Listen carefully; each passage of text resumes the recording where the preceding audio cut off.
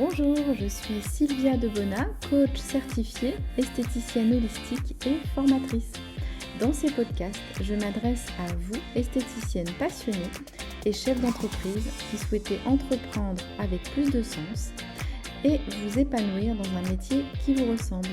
À chaque épisode, je vous propose un moment d'inspiration, de réflexion. Je vous partage des outils concrets pour vous aider à rebondir, à entreprendre avec plus de sens, de sérénité et d'authenticité. Si vous appréciez ces podcasts, pensez à vous abonner et à partager. Je vous souhaite une belle écoute.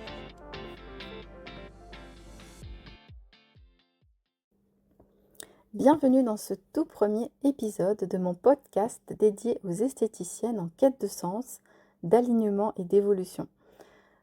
Pour lancer ce premier podcast dédié aux esthéticiennes passionnées, j'avais envie de vous raconter mon propre parcours. Les étapes, mes doutes, mes déclics. Allez, c'est parti. Alors, à 26 ans, après 10 ans dans l'hôtellerie et la restauration, j'ai eu envie d'autre chose, de prendre soin des gens, mais différemment. Pour la petite histoire, ma grand-mère était esthéticienne et quand j'étais enfant, elle m'avait déjà initiée à quelques techniques de soins naturels avec des plantes. C'est vrai que c'est des souvenirs qui m'ont laissé des traces, je pense. J'ai tout de même fait un bilan de compétences pour être sûre de ne pas me tromper. Et ce qui est ressorti, c'est chef cuisinier et esthéticienne. C'est assez drôle. Alors, j'ai repris mes études. Donc, à 26 ans, j'ai passé mon CAP, mon BP.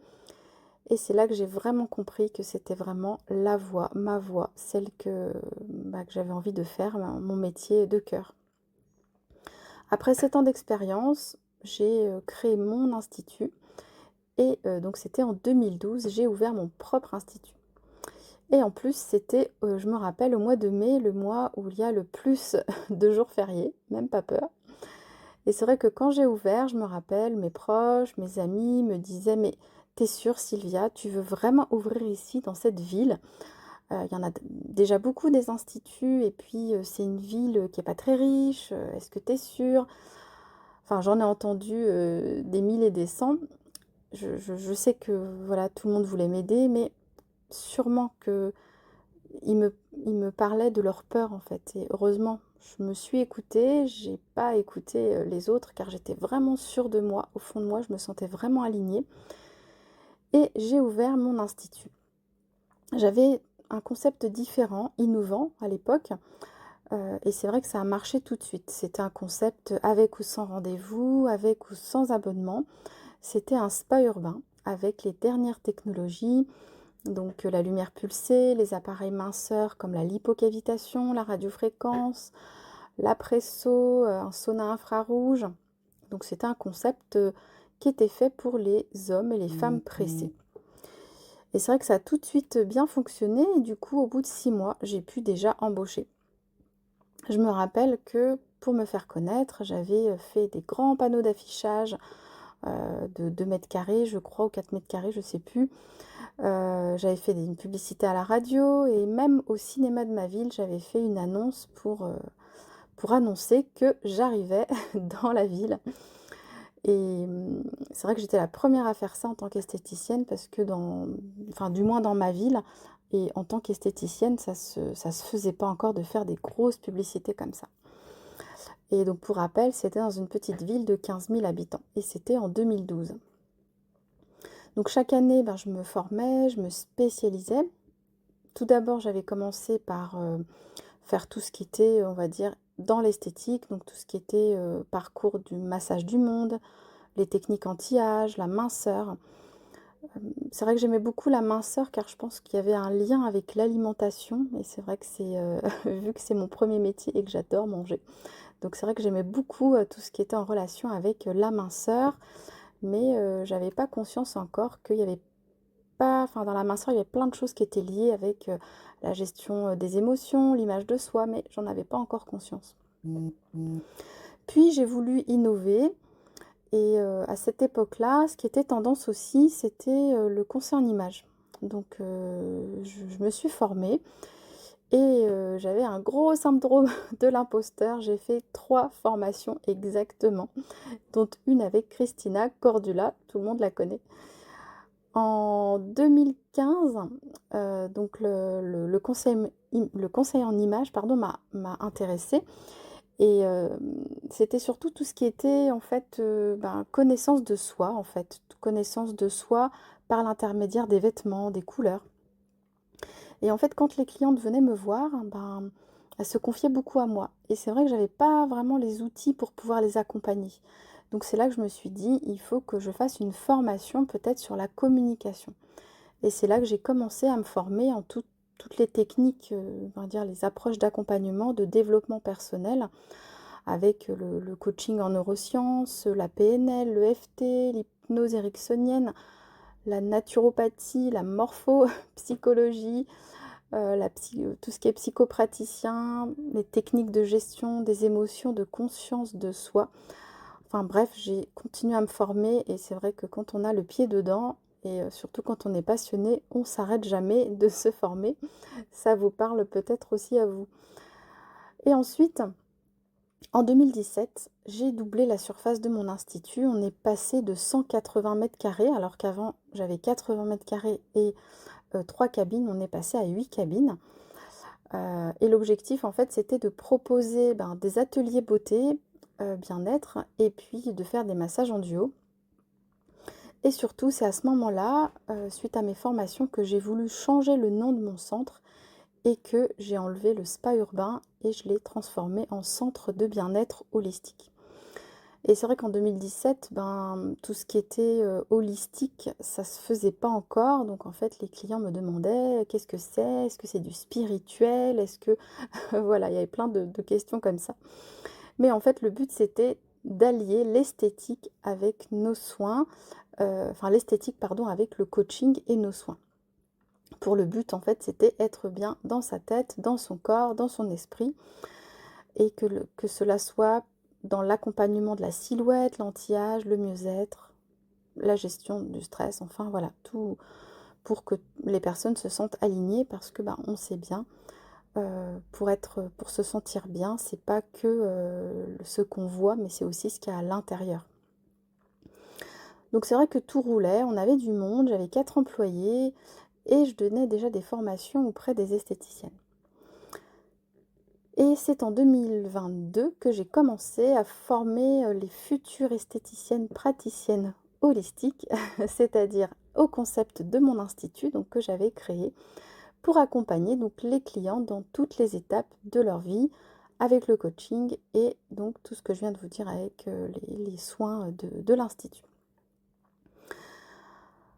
Et donc là, c'est vrai que je vous raconte toutes les choses agréables et puis voilà comment j'ai développé mon centre et comment ça a cartonné. Mais il y a eu des moments très très difficiles. Donc on va dire sont arrivées les tempêtes successives et les imprévus qu'on ne maîtrise pas. Donc j'avais une collaboratrice absente pendant la période la plus chargée de l'année et que ça a duré et c'est vrai que c'était vraiment compliqué. Compliqué à gérer pour moi, pour les clientes, pour les collègues. On a eu les gilets jaunes qui ont bloqué l'accès de l'institut pendant les fêtes de Noël. Et puis bien sûr, pour la cerise sur le gâteau, c'était la crise sanitaire en 2020. C'est vrai qu'à cette période-là, j'avais tout fait pour tenir, que ce soit une demande de l'aide, le PGE, on a fait des adaptations, on a continué la communication, les nouveautés, les ajustements, enfin, on a tout essayé. J'ai même investi toutes mes économies, mais malgré tout ça, j'ai pas réussi à rattraper la perte. C'était irrécupérable. Et c'est vrai qu'à ce moment-là, même l'amour du métier, ça suffit plus.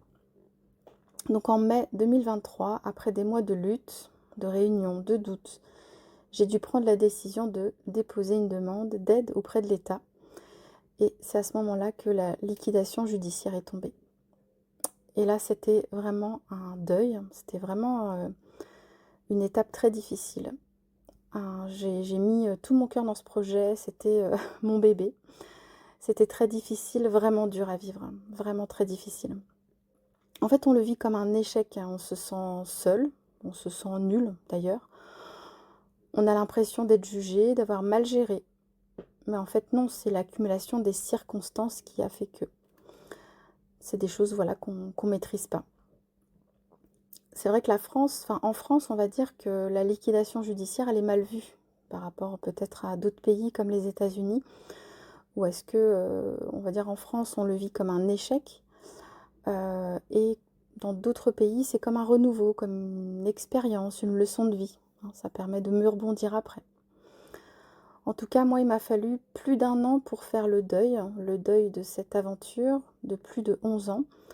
Tous ces souvenirs on va dire, de plus pleurer quand je pensais à mon institut, à mes clientes, à mes collègues. Mais c'était une étape dans ma vie qui a été nécessaire. Ce n'était pas une fin, c'était juste un passage. Mais c'est vrai que quand on est dedans, on ne se dit pas ça. On a l'impression qu'on est au fond du trou et que c'est la fin. Et qu'on ne voit pas du tout comment on va s'en ressortir.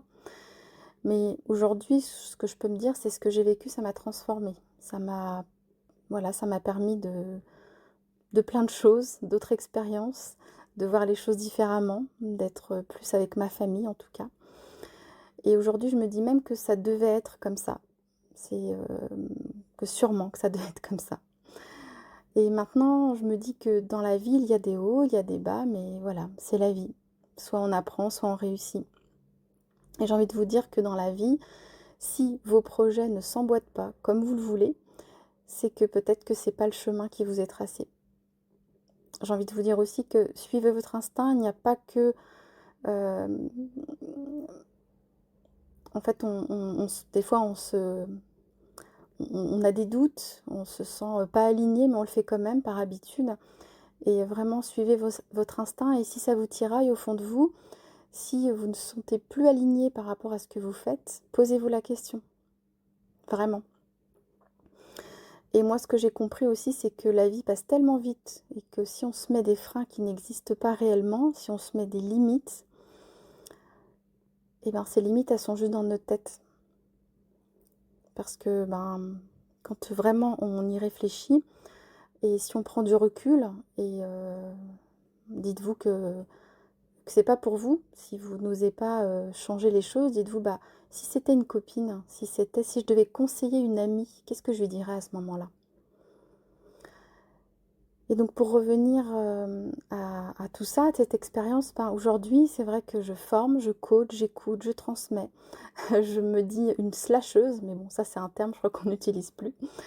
Bon, alors je vais plutôt dire que je suis une multipassionnée, c'est-à-dire que je fais ce que j'aime, j'ai différentes passions, je travaille différemment, je concilie mes passions, pouvoir transmettre, accompagner, mais aussi continuer dans l'esthétique avec les massages du visage et du corps.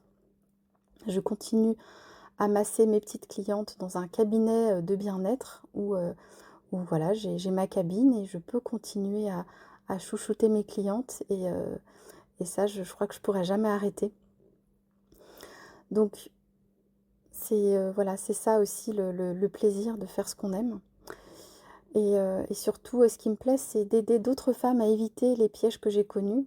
Parce que être esthéticienne, chef d'entreprise, on peut aussi aimer, on va dire, aimer ce qu'on fait, aimer notre métier, se réinventer. Et se réinventer comme nous, on a envie de le faire. Et pas forcément comme ce qu'on voit ou ce qu'on nous dit ou ce qu'on nous conseille de faire. Parce que personne est à notre place. Donc moi aujourd'hui ma mission c'est d'aider les esthéticiennes à se révéler, à ne plus s'épuiser à vouloir tout bien faire, mais à faire autrement, se sentir alignées et vivre de leur passion. Donc pour un dernier petit mot, c'est écoutez-vous et surtout faites ce que vous aimez et ce qui vous fait vraiment plaisir. Et dites-vous que même si vous pensez que c'est difficile et que c'est la fin peut-être, c'est juste que c'est plus le chemin pour vous, qu'il faut que vous en avez un autre qui vous attend et qui est encore meilleur. Merci pour votre écoute. Merci d'avoir écouté cet épisode. Avant de partir, abonnez-vous pour recevoir les prochains épisodes et partagez pour que cela puisse servir à d'autres personnes. Je vous remercie et vous dis à très vite.